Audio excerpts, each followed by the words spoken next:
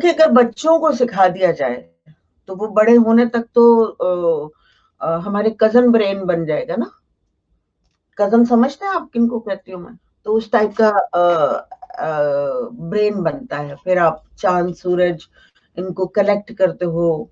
जब आप बचपन से लर्न करते हैं, मेडिटेट करते हैं, तो आपको साइंटिस्ट बनना है तो बहुत प्योर और ग्रेट साइंटिस्ट बन सकते हैं, ग्रेट डॉक्टर बन सकते हैं, ग्रेट बन सकते हैं। मतलब एक डॉक्टर होता है, एक साइंटिस्ट होता है, और एक ग्रेट होता है। मतलब बिल्कुल नेचुरली ऑब्जर्व करने की ताकत आ जाती है, वो मेडिटेशन के थ्रू आती है।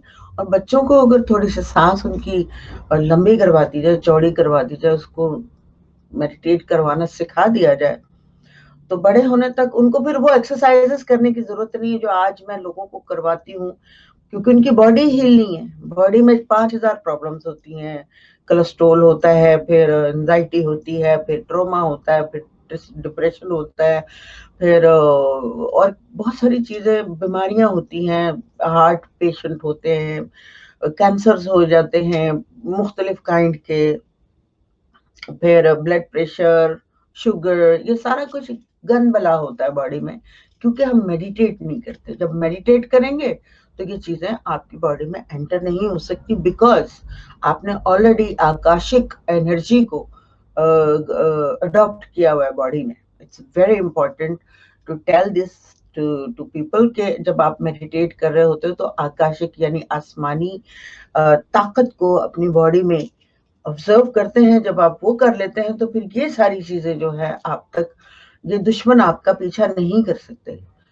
क्योंकि हम मेडिटेशन नहीं करते, इसलिए हम बड़ी आसानी से एंजाइटी जो है उसका शिकार होते हैं। और फिर उसके बाद हमें एंजाइटी, पहले सबसे पहले डर आता है कि उफ, ये नहीं हुआ तो वो नहीं होगा, वो नहीं हुआ तो ये नहीं होगा। तो इसको अगर हम शुरू में ही कंट्रोल कर लेते हैं एंजाइटी को, फिर हमें दुनिया की कोई बीमारी नहीं कैप्चर कर सकती। और वो मेडिटेशन के थ्रू ही होता है, क्योंकि आपका दिल, दिमाग, फेफड़े, गुर्दे सब हील होते हैं, बराबर एनर्जेटिक होते हैं आप में। आपका दिल भी बड़ा होता है, दिमाग भी बड़ा होता है, हर चीज बड़ा बहादुर होते हैं आप, बहादुरी आ जाती है। तो वेरी इंपॉर्टेंट